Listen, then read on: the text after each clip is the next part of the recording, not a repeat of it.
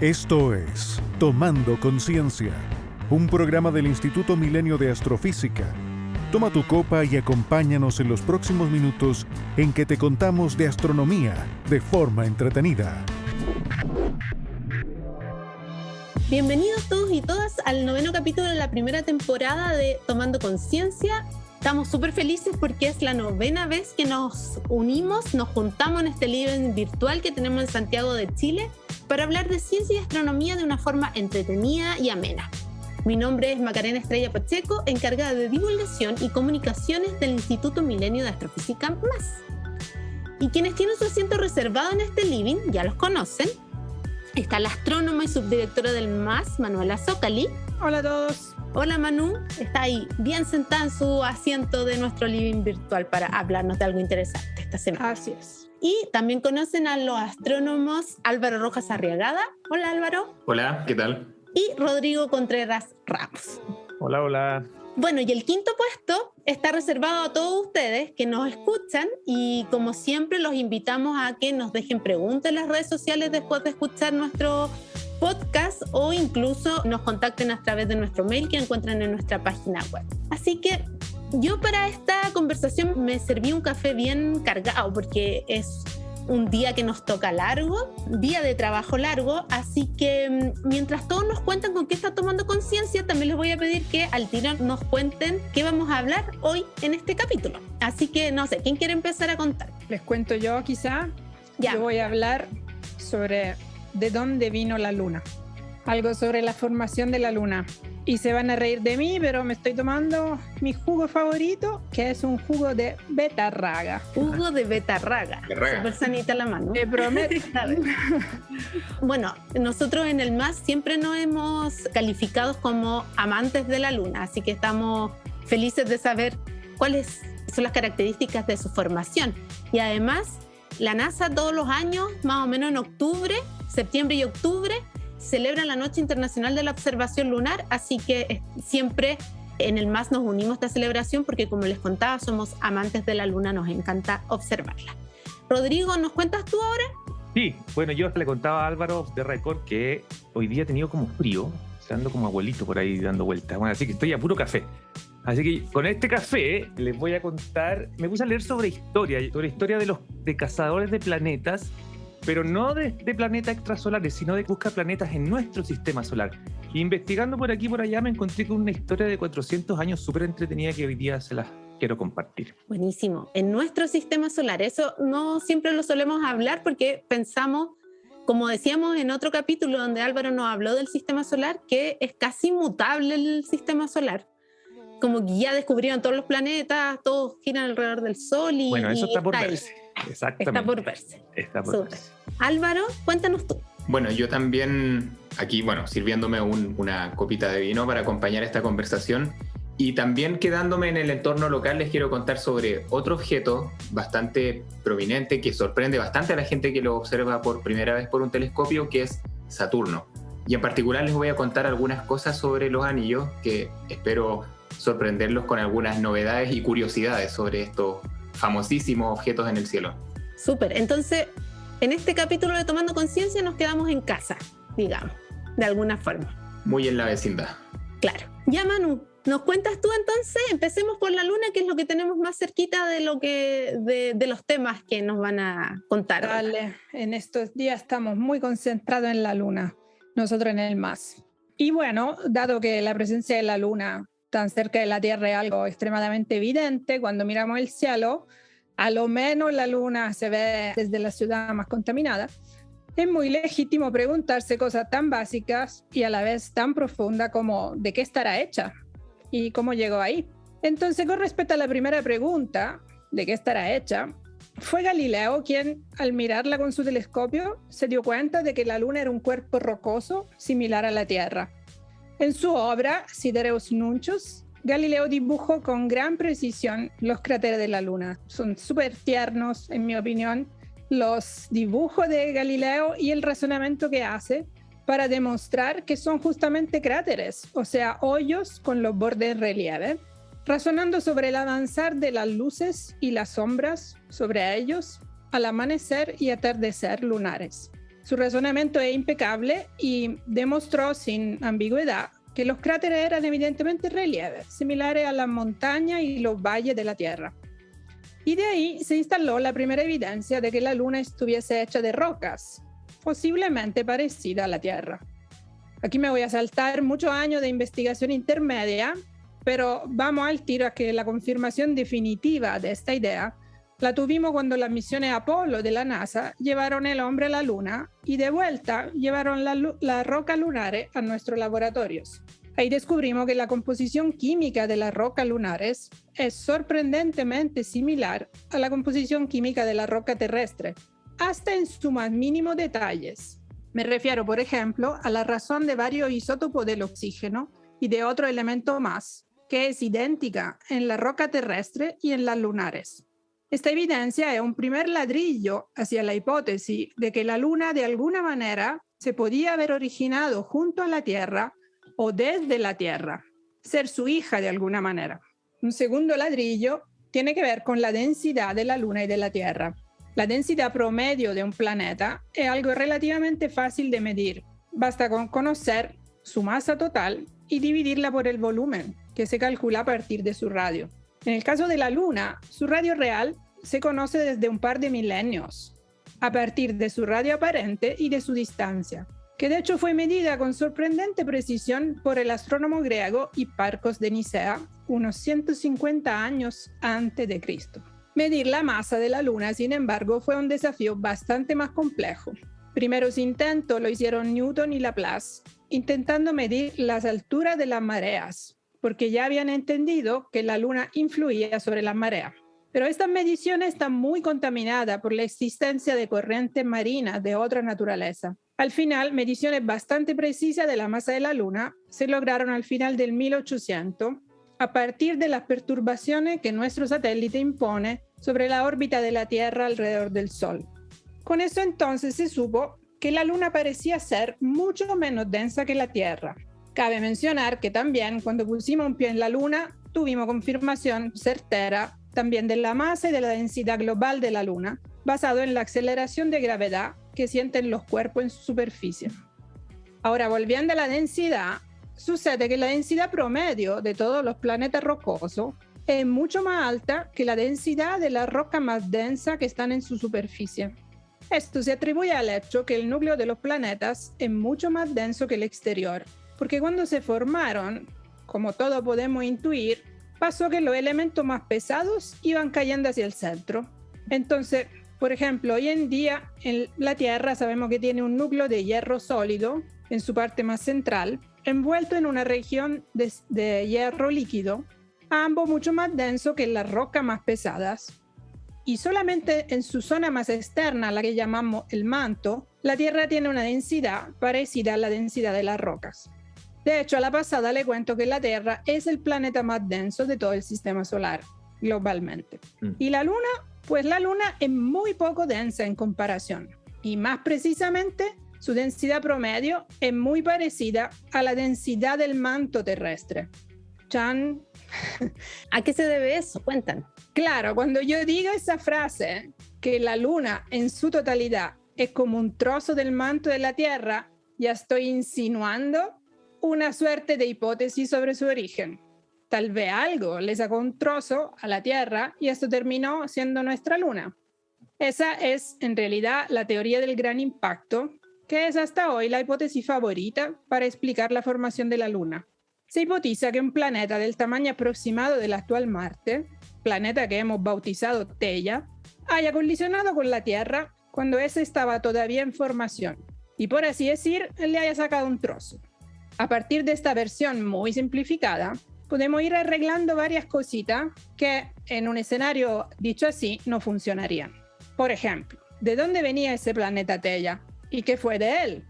Eso último, de qué fue de él, nos preocupa menos, porque es plausible que, debido al fuerte choque, Theia haya salido volando, por así decir, y hoy esté, quién sabe dónde, fuera del sistema solar. Así que filo con Theia no nos preocupa.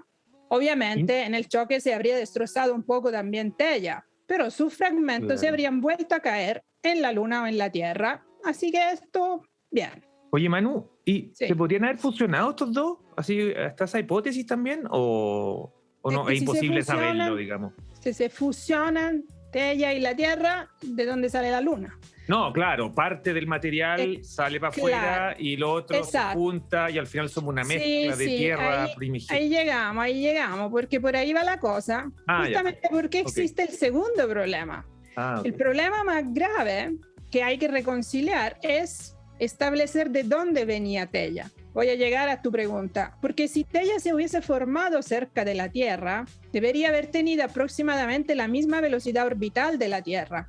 Y en ese caso, entonces, no es plausible que se haya generado un choque a alta velocidad relativa entre los dos cuerpos, porque estaban en la misma órbita moviéndose básicamente juntos. Para que el choque fuese muy fuerte, lo cual es necesario para sacarle un trozo a la Tierra, es necesario hipotizar que los dos planetas hayan tenido una velocidad relativa muy grande, y eso puede haber pasado solamente si Tella hubiese nacido en una zona más externa o más interna del sistema solar, y por alguna perturbación se hubiese salido de su órbita cruzando el sistema solar con un ángulo grande con respecto a la órbita de los demás planetas, digamos transversalmente, por así decir. En este caso puede haber chocado fuerte contra la Tierra. Pero si Tella hubiese nacido en una zona lejana del sistema solar, no importa dentro o afuera, su composición química hubiese sido distinta a la de la Tierra, y algún resto de ella tendría que haber quedado en el manto de la Tierra o de la Luna. Veríamos traza de fragmentos de un cuerpo con composición química muy distinta. Para arreglar esto, entonces, lo que tenemos que hipotizar es que, como consecuencia del choque, justamente como decía Rodrigo, hayan salido volando muchos pedacitos, tanto de Tella como de la Tierra. Todas esas piedrecitas se habrían mezclado entre sí, pasando a formar un disco alrededor de la Tierra, ya homogéneo porque se mezclaron las partes de los dos planetas, y a partir de este disco, algunos pedacitos se habrían caído de vuelta a la Tierra, mientras que otros se habrían juntado a formar la Luna. Y eso explicaría por qué el manto de la Tierra y la Luna tienen idéntica composición química y densidad. Ambos vienen de los fragmentos de este choque bien mezclados entre sí. Y bueno, esa es la mejor hipótesis que tenemos hasta ahora para explicar de dónde salió la Luna.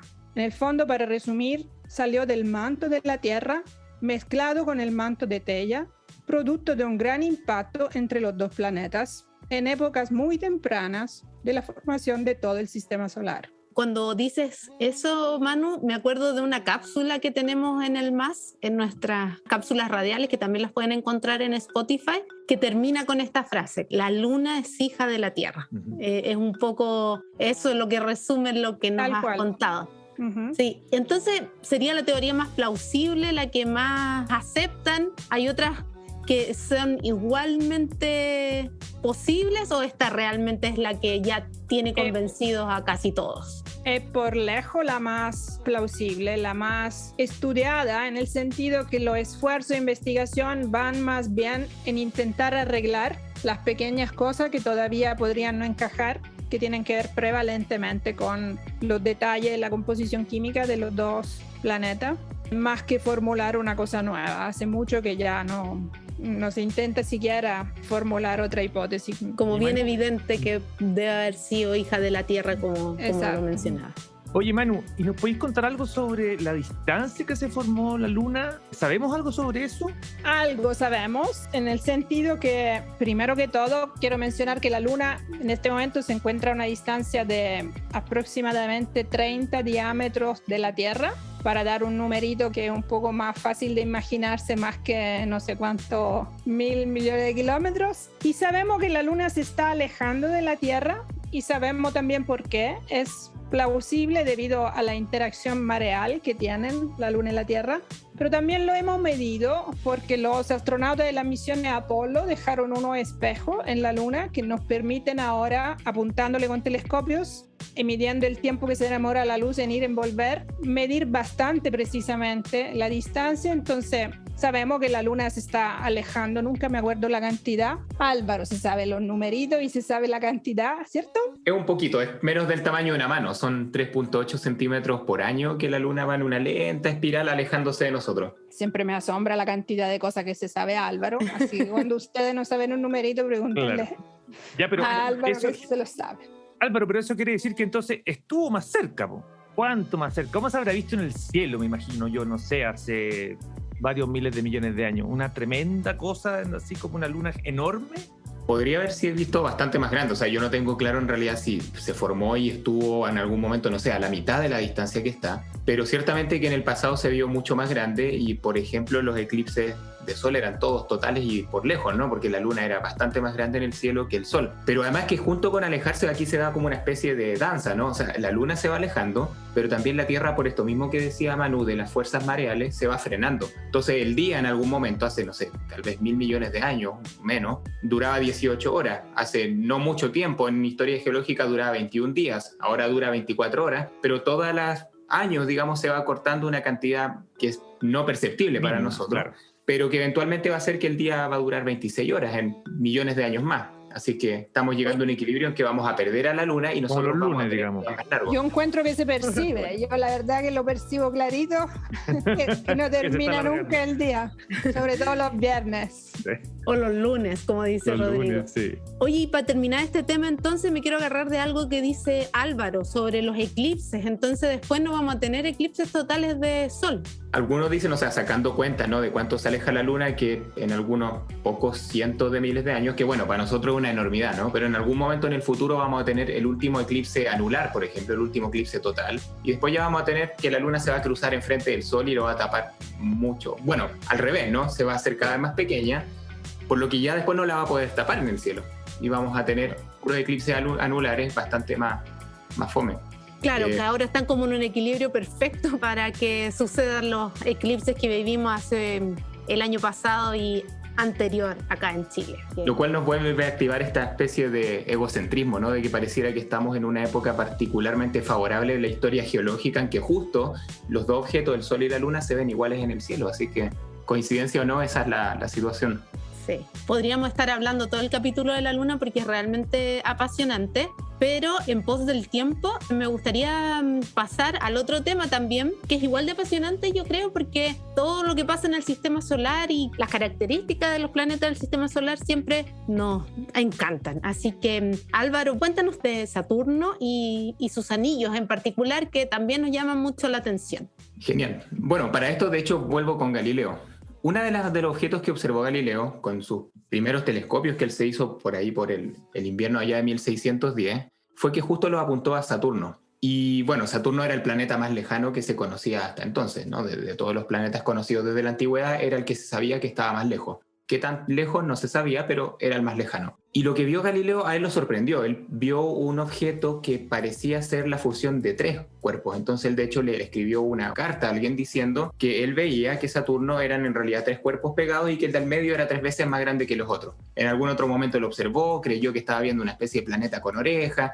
La verdad es que no sabía bien qué pasaba. Y peor se le volvió la situación cuando él volvió a observar en 1611 a Saturno y vio que no había nada, que había una pura esfera, digamos. Se le habían desaparecido la oreja. Se le habían desaparecido la oreja y de hecho en otra carta a otra persona él escribió, digamos, burlándose de no entender nada, de que parece que Saturno se estaba comiendo a sus hijos, ¿no? En relación a la mitología de que Saturno era un titán que se comió a sus hijos para que no lo matara, según una profecía, ¿no? Como lo que pintó Goya en su famoso fresco de Saturno. Y resulta que el año 1613 vuelve a mirarlo y están de nuevo estos dos objetos. O sea, como que el cielo le estaba jugando una broma a Galileo y él nunca logró entender realmente qué estaba viendo. Tuvieron que pasar algunos años más o menos mediados del siglo XVII, hasta que otro astrónomo llamado Christian Huygens, con mejor telescopio, observó Saturno y él sí se dio cuenta que lo que estaba viendo era una especie de disco que no tocaba el planeta y que era bastante extendido radialmente. Fue el primero que realmente se dio cuenta que lo que estábamos viendo era una especie de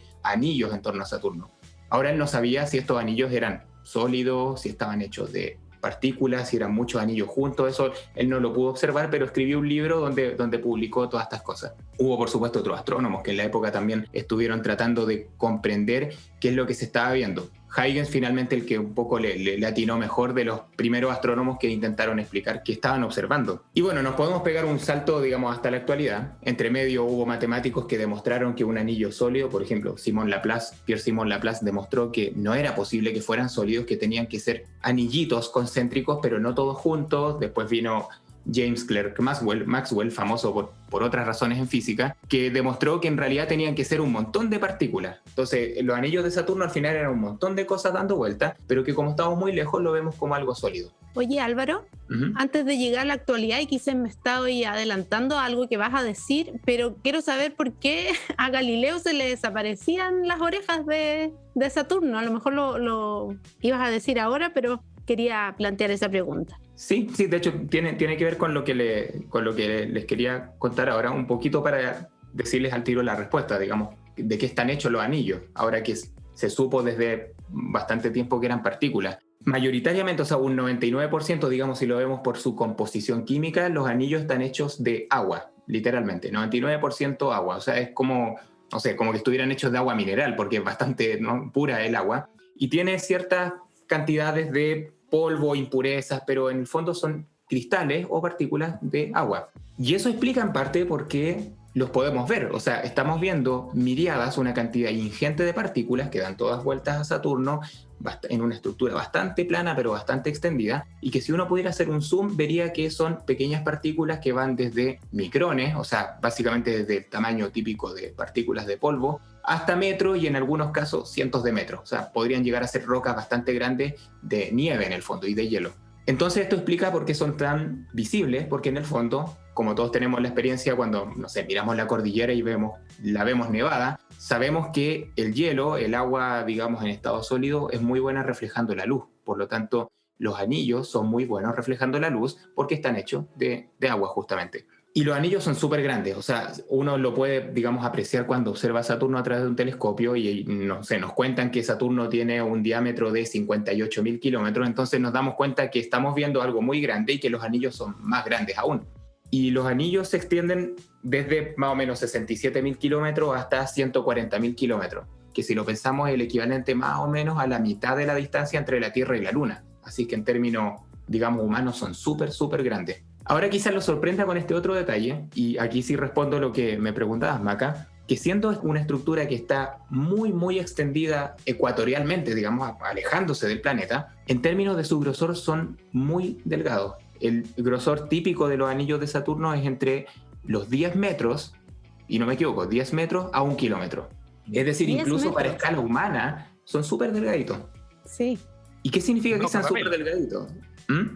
Una hoja de papel, no sé, cómo imaginárselo, así una cosa muy grande de un espesor así, pero nada. Claro, es como la escala que a veces se usa como ejemplo, es que si Saturno fuera una especie de pelota de básquetbol y yo tuviera que poner los anillos en escala, tendrían que ser como de un 250avo el grosor de un cabello humano. O sea, prácticamente no se verían. Y de hecho hay imágenes de sondas que han llegado hasta Saturno en donde han tomado los anillos casi de canto, porque de canto no se ven, pero casi de canto, y se ve que efectivamente es una línea muy, muy, muy finita, pero muy extendida hacia los lados. Entonces significa que son un sistema súper, digamos, complejo y súper ajustado de manera muy fina, ¿no? Y esto tiene que ver de nuevo con fuerzas gravitacionales. Tiene que ver incluso con cómo se formaron, ¿no? En el fondo, esa es lo que nos lleva a lo siguiente. Una vez que sabemos que estos anillos son esta cosa tan curiosa, digamos, ¿cómo se formaron? Hay varias hipótesis, pero la más aceptada es que quizás lo que sucedió es que una pequeña luna hecha de hielo, un objeto relativamente grande, pero no tan grande, se acercó demasiado a Saturno en algún momento en el pasado y fue destruido por las fuerzas de marea. Y aquí ya creo que es segunda o tercera vez que en este rato hablamos de fuerza de marea. Se refiere básicamente a que cuando yo me acerco mucho hacia un objeto masivo, que puede ser un asteroide acercándose a la Tierra, pero sobre todo objetos como, no sé, un cometa o una bola de hielo acercándose a un gigante como Saturno, lo que va a sentir este objeto es que lo están tironeando, porque las fuerzas gravitacionales no son iguales para una partícula que está parado a un lado y al otro de esta luna. Entonces el efecto neto es como que la estiro. Si se acerca mucho, este objeto se va a estirar tanto que va a vencer las fuerzas de cohesión interna, que para una bola de hielo no son muchas, y se rompe.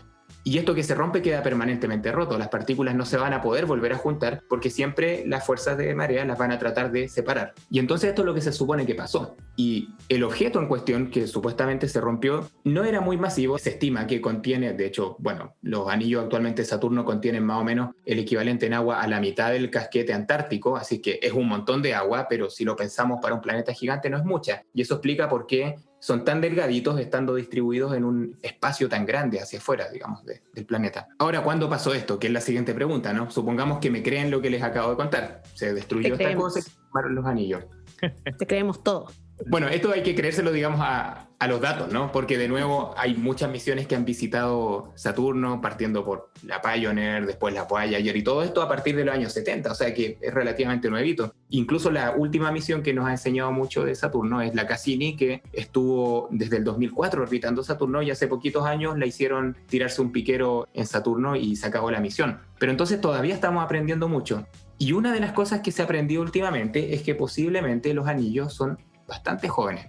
¿Qué tan jóvenes? Entre 10 y 100 millones de años.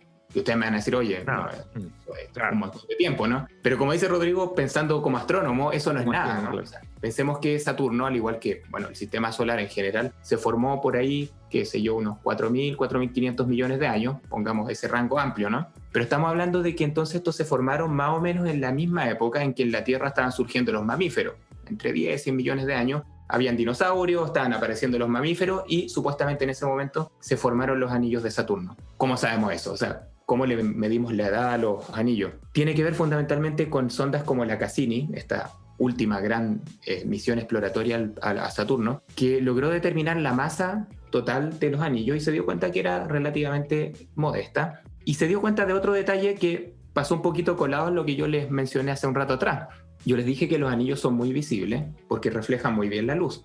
Ahora, en el espacio entre los planetas, si bien uno dice a priori es vacío, y es un vacío mejor que los que podemos lograr en la Tierra, igual hay cosas, ¿no? Hay polvo, lo que le llaman polvo zodiacal, qué sé yo, y entonces uno podría medir cuál es el flujo de este polvo que pasa por cualquier región del sistema solar, en particular por la región donde están los anillos de Saturno. Cuando se mide ese flujo de polvo, uno concluye que si los anillos fueran muy antiguos, ya se habrían ensuciado lo suficiente para que no fueran tan brillantes. O sea, no serían el 99% de agua pura que les digo, a lo mejor estarían cochinos como, no sé, la nieve de la orilla de un camino, entonces estarían más oscuros, ¿no? Y un poquito jugando con esos dos elementos, la gente, digamos, haciendo estudios súper más complicados de lo que yo les puedo contar acá, se lograron medir entonces que la edad de los anillos es bastante joven. Por otro lado, se descubrió que además los anillos no van a durar mucho tiempo.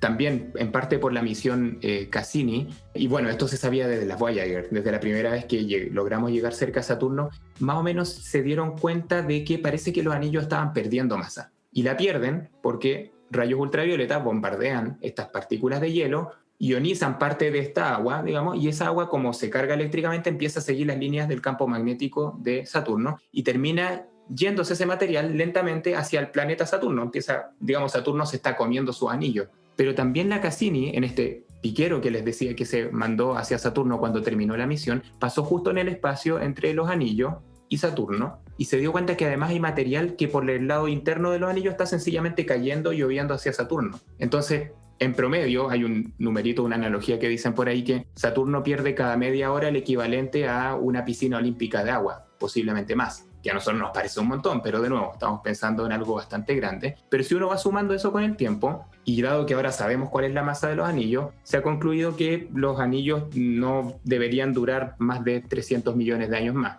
que de nuevo, es un número grandote para escalas humanas. Bueno. Pero significa, claro, que en algún momento, como dice Manu, penosamente vamos a dejar de ver este espectáculo en el cielo. Lo cual, relacionado a la Luna, de nuevo nos vuelve a picar nuestra, digamos, egocentrismo. Y nosotros podríamos decir, bueno, estamos justo entonces viendo los anillos de Saturno en lo que es como su vida adulta, ¿no? No están jovencitos, todavía no han muerto, están ahí, justo ahora, ¿no? Que estamos nosotros, qué coincidencia. Pero con esto, ¿sí, Manu?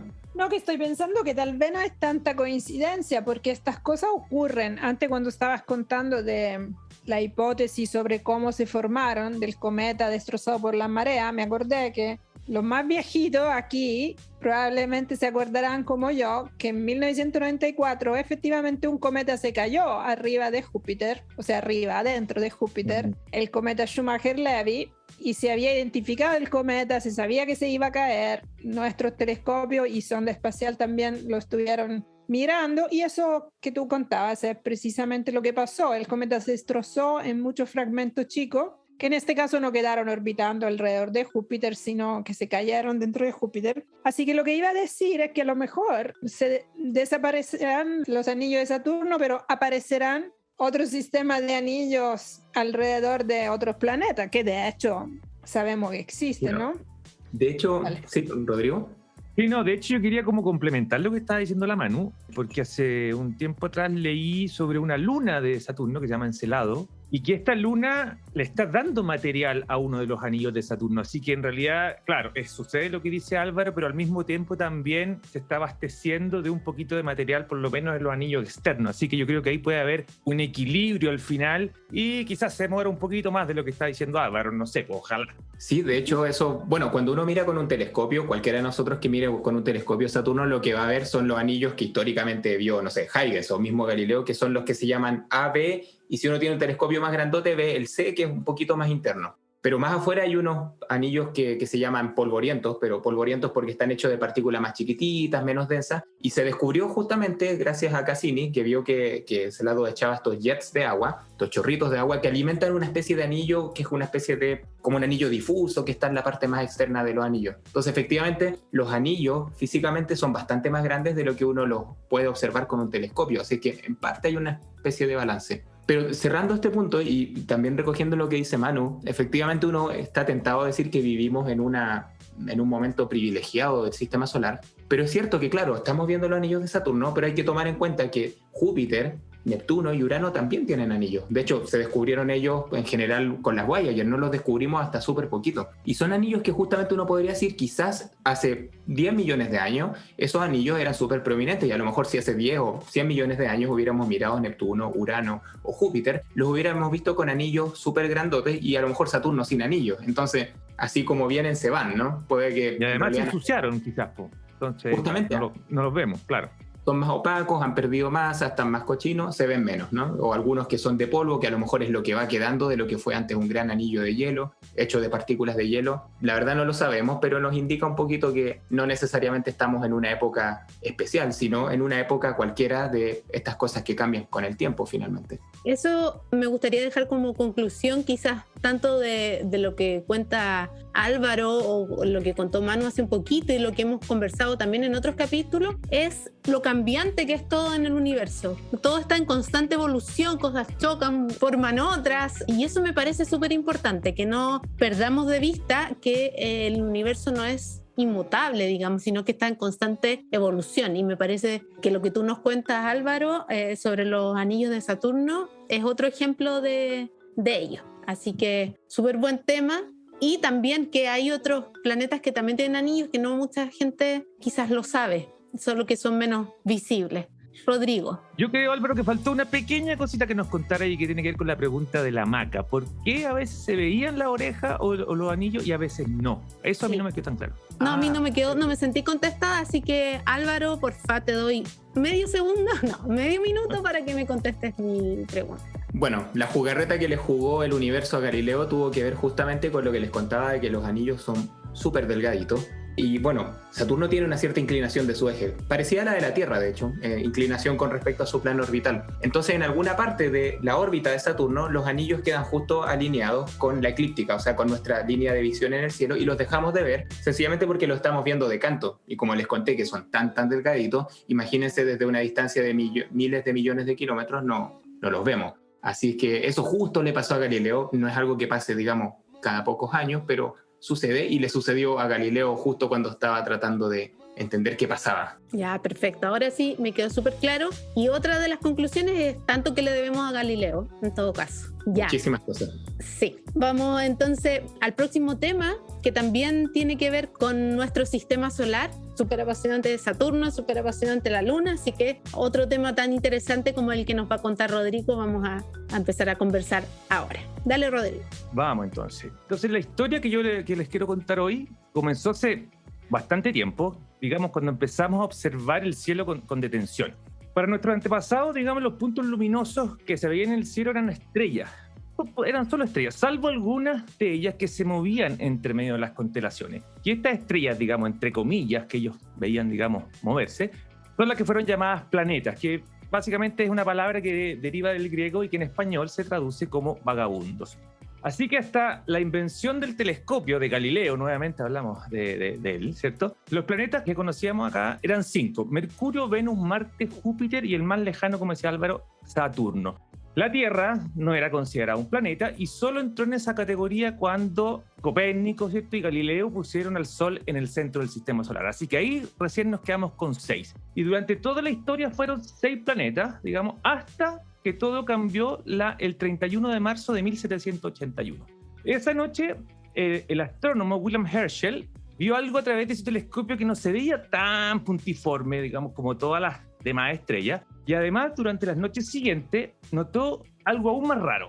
Se movía y no era un hombre. Eso lo tenía clarísimo. Así que Herschel, bueno, no sabía lo que era, porque además en ese tiempo nunca nadie se había ni siquiera imaginado que pudiera existir otro planeta en el sistema solar. Así que supuso que era un cometa, a pesar de que él no podía ver ni la cola ni la coma de este objeto.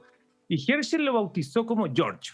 Bueno, y un año más tarde, este objeto le cambiaron el nombre a Urano. Así que ya saben, casi tenemos un planeta que se llama Jorge. Así, después ¿Y por qué? Cuenta por qué. Porque él está viviendo en Inglaterra y un poco para devolverle el favor al rey Jorge III le puso este nombre. Así que, pero los franceses alegaron de inmediato, o sea, fue una pelea entre ellos. Como se podrán imaginar, claro, fuera de la isla a la gente no le gustó mucho, ¿no? En el continente. Así que no le aceptaron el nombre y finalmente quedó como Urano, que además tenía toda la relación con los dioses romanos, así que estaba bien. Bueno, pero resultó que Herschel no era la primera persona que había visto Urano en la historia. Un siglo antes había sido observado por un astrónomo inglés que erróneamente catalogó este objeto como una estrella. Y gracias a estas observaciones, digamos, antiguas y nuevas que se sucedieron, los astrónomos pudieron trazar el recorrido de Urano en el cielo alrededor del Sol, y ahí se dieron cuenta que la órbita que tenía este objeto era bastante circular y no era muy, digamos, alargada como uno esperaría de un cometa. Así que en ese momento se dieron cuenta que Urano era en realidad un planeta, el primero descubierto en toda la historia. Y digámoslo con una gran dosis de suerte, eso queda claro. O sea, escaneando el cielo uno se encuentra con un planeta, no es una cosa todos los días. Bueno, pero algo andaba mal con la trayectoria de Urano. Y es que no seguía exactamente el camino que predecía la ley de la gravedad de Newton, la cual es la gravedad, nosotros ya hemos hablado varias veces de esto, es la que dirige la orquesta de todos los movimientos de los cuerpos celestes. Y había tenido un éxito tal desde su formulación que nadie dudaba en absoluto que fuera incorrecta, o sea, que fuera correcta esta. Así que, y quien se dio cuenta de esto, de esta anomalía, fue un francés que se llama Alexis Bouvard, y cuando comparó las posiciones que daban las observaciones con las de sus ecuaciones. Así que notó que había una anomalía ahí y él dijo, ok, la física no puede estar mal porque Newton, digamos, su ley es ley absoluta y las observaciones eran cada vez más, digamos, precisas. Así que solo quedaba una solución y él fue el que planteó que debía existir un planeta más allá de Urano que lo estuviera perturbando gravitacionalmente. Bueno, una cosa es decir que existe un planeta, ¿cierto?, más allá y que no vemos, y otra muy distinta es encontrarlo, ¿cierto? Y no se trata de agarrar un telescopio y buscar por todo el cielo, o sea, es una empresa imposible hacerla. Así que, y hay que hacer, imagínense los cálculos que hay para hacer algo así, o deben ser unos cálculos peludísimos, no sé, yo creo que es pa' genio, estas cosas son pa' genios nomás. Y bueno, y ahí es donde aparece en escena el astrónomo Urbain Le Verrier, un francés, el cual... Él, igual que Bouvard, era un astrónomo, pero no de esos astrónomos que se pasan la noche mirando a través de un telescopio, sino que uno de esos que tiene los pizarrones llenos de fórmulas en el día de hoy, por ejemplo. Es lo que nosotros hoy día llamamos un astrónomo teórico. Y Le Verrier se sentó en su escritorio y, usando las leyes de Newton, logró encontrar la formulación matemática que, según él, le daba la ubicación perfecta de este planeta. Entonces, para verificar sus cálculos, Le Verrier obviamente necesitaba de un telescopio, pero en el observatorio de París, donde él, digamos, vivía, se lo negaron de inmediato. Entonces se dio cuenta que tenía solo una alternativa más, y era escribir a una carta a un tal Johann Gale, un astrónomo que trabajaba en el observatorio de Berlín. Era el único contacto que tenía, pero el único problema que había acá es que él un año antes había recibido la tesis de Gale y él no le había contestado nada. O sea, se había hecho loco con la tesis de Gale. Así que ahí le vino todo el arrepentimiento. Pues, ¿cómo lo soluciono esto? Así que ahora le iba a pedir un favor más encima. Exactamente. Entonces no sabía qué hacer. se tuvo que arrastrar nomás y escribió una carta donde algunos parrafitos así que halagaban la tesis. Oye, Gale, qué buena tu tesis, ¿te puedo pedir un favor? Así como tal cual. Y bueno, y Gale, que no era una persona, digamos, al parecer no era rencorosa, tomó con gusto este desafío porque además, al final de cuentas, él tenía como el mapa del tesoro en sus manos, así que quería probar. Bueno, y aquí es cuando yo diría que en realidad a Le Verrier se le alinearon los astros, porque el director del Observatorio de Berlín tampoco estaba ni ahí con la idea de buscar otro planeta, porque encontraba que era una pérdida de tiempo. Pero justo la noche del 23 de septiembre de 1846, cuando llegó la carta a Berlín, ese día estaba de cumpleaños. Iba a celebrar su cumpleaños el director, así que le dijo a Gale, que trabajaba ahí, que dejaba el observatorio para uso libre. Y Gale agarró el telescopio, se puso a observar a medianoche y después de una hora apareció un objeto, ¿cierto?, que no estaba en los mapas estelares. Y bueno, la razón era muy simple, es que ese objeto no era una estrella, ¿cierto? Era Neptuno, muy cerca de donde Le Verrier había dado su, digamos, su pronóstico. Así que, bueno, yo creo que este es quizás uno de los triunfos más importantes para la ciencia predictiva y más aún para la teoría de Newton, ¿cierto?, desarrollada 2 siglos atrás. Porque la ley de Newton al final no solo era capaz de explicar lo que podíamos ver, sino que también lo que no podíamos ver. Es una cosa realmente impresionante, veo yo. Le Verrier había descubierto un planeta no a través de un telescopio como lo hizo Herschel, por ejemplo, sino que a través de las matemáticas, un lápiz y un papel. O sea, realmente un maestro. Y bueno, Le Verrier con todo esto se transformó en una estrella absoluta en Francia, y después quiso ir por más. Ya había encontrado Neptuno y dijo, no, me gustó esto de la fama, así que vamos a seguir tratando de hacer algo. Y se fue al estudio interno del sistema solar. Entonces se puso a ver cómo se comportaban las órbitas de los planetas internos. Mercurio, Venus, la Tierra, qué sé yo, y más. Y todo andaba perfecto, salvo por Mercurio. Mercurio parecía... A él le pareció que era como el Urano del sistema solar, digamos, externo. O sea, Mercurio le estaba diciendo nuevamente que posiblemente había un planeta ahí. Y Le Verrier dijo, sí, ok, hay un planeta, y algunos lo habían visto, otros no, así que al final él lo bautizó como el planeta Vulcano. Pasó el tiempo y en realidad el planeta Vulcano nunca nadie lo pudo confirmar, así que finalmente la idea fue desechada y hoy sabemos que Vulcano era solo una ilusión, nunca existió. Bueno, pero durante mucho tiempo nadie más puso mucha atención al problema que presentaba la órbita de Mercurio, porque nadie podía imaginar que esta anomalía escondía algo tremendamente revolucionario. Bueno, nadie salvo un genio como Albert Einstein. Einstein fue el que se dio cuenta que la ley de gravedad de Newton en realidad no era correcta, algo que nadie había osado en la historia de decir. Y en realidad la ley de Newton no es que no fuera correcta, es correcta, pero no es completa, digamos. Y él fue el que, digamos, lanzó la teoría general de la relatividad, y con eso, digamos, el problema con Mercurio fue solucionado. Y hoy sabemos que en realidad la gravedad no es una fuerza, sino que es la curvatura del espacio-tiempo, un tema alucinante que quizás en otro momento podemos hablarlo. Pero volvamos al sistema solar externo, donde a principios del siglo XX se seguía pensando que la órbita de Urano no coincidía con lo predicho por la ley de Newton. Y esto gatilló la búsqueda de un nuevo planeta. Y esto culminó con el descubrimiento de Plutón en 1930. O sea, Plutón en realidad se empezó a buscar por las anomalías de los planetas que ya conocíamos. O sea, todo derivado de la ley de Newton. Sin embargo, años más tarde quedó claro que Plutón era un objeto demasiado pequeño y su masa no era suficiente como para alterar las órbitas de los gigantes, digamos, que estaban ahí cerca. Así que finalmente, en 1990, las mediciones que hizo la Voyager de Urano y Neptuno permitieron calcular con un valor súper preciso las masas de estos dos planetas, y rehaciendo después los cálculos de las órbitas, se veía que Urano no mostraba irregularidades, así que ya no era necesario un nuevo planeta. Bueno, de ahí en adelante todo parecía comportarse como lo esperado, hasta que se observaron movimientos anómalos, esta vez no en planetas, sino que en algunos objetos del cinturón de Kuiper, que es como un anillo, digamos, de los restos del sistema solar, de cuerpos helados que están más allá de Neptuno, muy parecido al cinturón de asteroides que tenemos entre Marte y Júpiter. Y bueno, Plutón es parte de este cinturón de Kuiper. Y resulta que dos astrónomos, Mike Brown y Konstantin Batygin, se pusieron a estudiar estos objetos lejanos del cinturón de Kuiper y notaron que algunos de ellos mostraban unas órbitas súper raras. Y la explicación de ellos hoy día es que tiene que existir un planeta muy lejano, de unas 10 veces la masa de la Tierra, que está alterando la órbita de estos objetos. Esto es hoy. Actualmente hay gente dedicada a buscar este planeta, pero hasta hoy día, digamos, sin éxito. Algunos creen que no existe y que estamos sesgados en el sentido de que nuestras observaciones, digamos, nos hacen ver solamente estos objetos raros, y si en realidad nosotros miráramos todo el sistema solar, veríamos que estos objetos no son tan raros. Por ahí va lo que algunos piensan. La cosa clara es que queremos la foto. Sin foto no hay planeta nuevo, nadie va, digamos, a celebrar sin esa foto.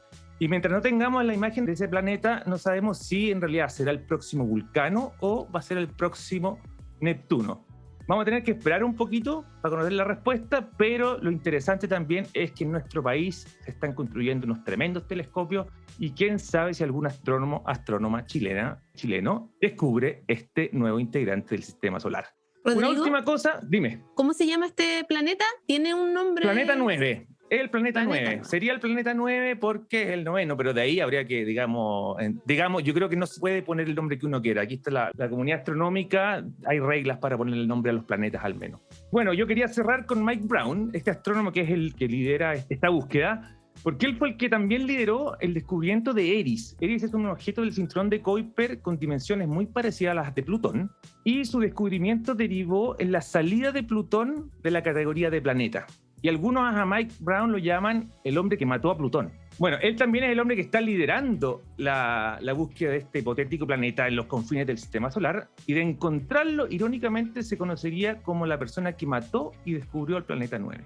Así que con eso los dejo. Sigue la búsqueda. De hecho, hay mapas donde buscar. No es necesario buscar en todo el cielo. Estos astrónomos ya han dado un poco las pistas de dónde uno debería buscar, pero obviamente no es una tarea fácil. Debe ser un objeto muy, muy pequeño, digamos, a esa escala, muy débil. Así que es una empresa que se viene y hay mucha gente interesada en esto. Oye, yo quiero saber cuáles son las dificultades más grandes para encontrar este planeta 9. Solo pensando, y es muy tonto lo que voy a decir, pero quiero que tú me lo respondas, hemos encontrado tantos planetas extrasolares que pareciera como que casi es trivial encontrar planetas. Entonces, me gustaría como que reflexionara respecto a eso. ¿Por qué entonces ha sido tan difícil encontrar este planeta 9? A ver, yo creo que es porque los planetas extrasolares son más fáciles de encontrar de partida porque algunos hacen tránsitos, o sea, vemos mini eclipses. Tenemos la tecnología hoy día para poder ver estos mini eclipses. También tenemos la tecnología para ver cómo estos pequeños planetas alteran el movimiento de la estrella sobre la cual orbitan. Así que por ese lado la tecnología está. Este planeta está dentro de nuestro sistema solar y está ahí metido entre medio de una infinidad de cuerpos de hielo y roca, todos muy tenues, o sea, todos reflejando la luz del sol. A través de esa luz es la que nosotros vemos estos objetos. Así que un poco cómo se trabaja esto es haciendo simulaciones, viendo las observaciones que tenemos y a través de esas observaciones tratando de imitarlas con los computadores y así un poco ir viendo cuáles serían las zonas más probables para poder encontrar este objeto. Yo creo que no es una tarea fácil. Creo que dentro de estos 10 años debería haber algún éxito o nada, o no aparece nada. Creo que ese es el límite. Es un problema de tamaño fundamentalmente. También, claro. Planetas extrasolares la encuentras alrededor de una estrellita y sabes que tiene que ser cerca de esta estrella. Aparte que muchas veces lo damos por encontrado sin haberlo visto. No solo porque por las perturbaciones que produce sobre su estrella anfitriona, sabemos que tiene que existir un planeta y lo damos por encontrado. Pero en este caso tenemos que barrer una región del cielo enorme, así que es muy distinta a la escala de región del cielo. Y este sería además un planeta relativamente modesto en tamaño o masa a una distancia muy grande de su estrella central, ¿no? Entonces es como el caso contrario de los planetas extrasolares que en general son más grandotes cerca de su estrella. Claro, pero tan modesto no pareciera. O sea, sería un planeta de unas 10 veces la masa de la Tierra, que justamente no hay en nuestro... Hoy día no tenemos un planeta de ese tipo en el sistema solar. Y en los otros sistemas solares que hemos estudiado, en los sistemas solares, la mayoría de los planetas son de este tipo. Son de una masa de unas 10 masas de la Tierra. Entonces, como que a nosotros nos está faltando este planeta. Así que ese también es uno de los argumentos que ellos usan para decir, oye, sería bueno que tuviéramos un planeta de estas dimensiones y masa. Vamos a comprar uno. Ah, claro. Oye, hoy me quedan un montón de dudas, como por ejemplo, este planeta, si está más allá de Neptuno, entonces ¿es gaseoso también? Como... Yo diría que es de hielo, sí. Yo categorizaría a Urano y Neptuno más como gigantes de hielo que de gas. Sí, pero están más fríos. Y esto sí, de ahí para allá todo es congelado, el mundo del hielo. Sería absolutamente un cuerpo de hielo Y claro, como más o menos los otros, pero pensando que quizás se podría haber formado en el interior del sistema solar y fue catapultado para allá como una patada gravitacional que lo dejó por ahí dando vuelta, o quizás otros piensan que fue parte de otra estrella y que hubo un intercambio de planetas con el Sol y por lo tanto podría ser incluso un planeta alienígena en ese sentido, ¿cierto? Uno que realmente no viene de la nube de la que el Sol nació. Ya, súper. Bueno, si tengo más dudas, como los invitamos a todos, lo voy a dejar como pregunta en las redes sociales para que ahí Rodrigo me conteste. Así que en pos del tiempo también para poder empezar a dar por terminado este capítulo, porque otro tema que nos puede significar mucho tiempo es por qué sacaron a Plutón, que es otro de quien el más queremos mucho, a Plutón, corazoncito para Plutón. Ese nos puede dar para un capítulo completo. Así que súper buenos los temas, yo lo pasé increíble, como siempre aprendí mucho y me quedo con esas reflexiones que hacía hace un ratito, de todo lo que le debemos a Galileo y de este cambio y evolución del universo, particularmente de nuestro sistema solar, que es donde nos centramos ahora. No sé si alguien quiere decir unas últimas palabras. Otro día le contamos más copucha sobre la historia de las cartas y el descubrimiento de Neptuno, porque hay un lado oscuro de la historia que Rodrigo se saltó, pero que es súper interesante, de las cartas robadas y vueltas a encontrar. Y si alguien tiene interés, tiene para buscar. Si no, otro día se lo contamos. Sí, debe haber mucho por ahí, sí. Ahí claro. entra Chilito incluso, tiene un papel. Sí, exacto. Sí, pues ahí sacamos el tejido también y todo eso, además de tomar conciencia. Álvaro.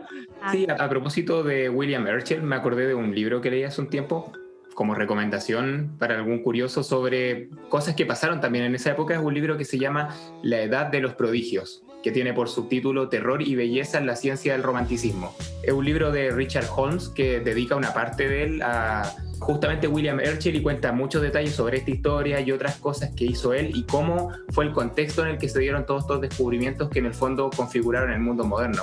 Súper entretenido el libro y habla bastante de este astrónomo que en realidad era organista y terminó dedicándose a la astronomía. Trabajaba en la iglesia, esa era su pega, de ahí se ganaba las lucas. Sí, importante el contexto histórico también que sean todos estos descubrimientos, ese es otro tema. Ya, tenemos muchos temas, así que vamos a cerrar mejor este capítulo, invitándolos como siempre que nos dejen sus preguntas en redes sociales. Todos los capítulos están en Spotify y en un montón de plataformas, también en astrofisicamás.cl/tomando conciencia, así que escúchenlos. Nos despedimos, muchas gracias por escucharnos y esperamos que nos reunamos nuevamente en un próximo capítulo de Tomando Conciencia. Chao, chao. Chao, chao. Nos vemos. Chao, chao. Chao, chao. Esto fue Tomando Conciencia del Instituto Milenio de Astrofísica. Revive este y otros capítulos en las redes sociales del MAS. Búscanos como @astrofísicamás.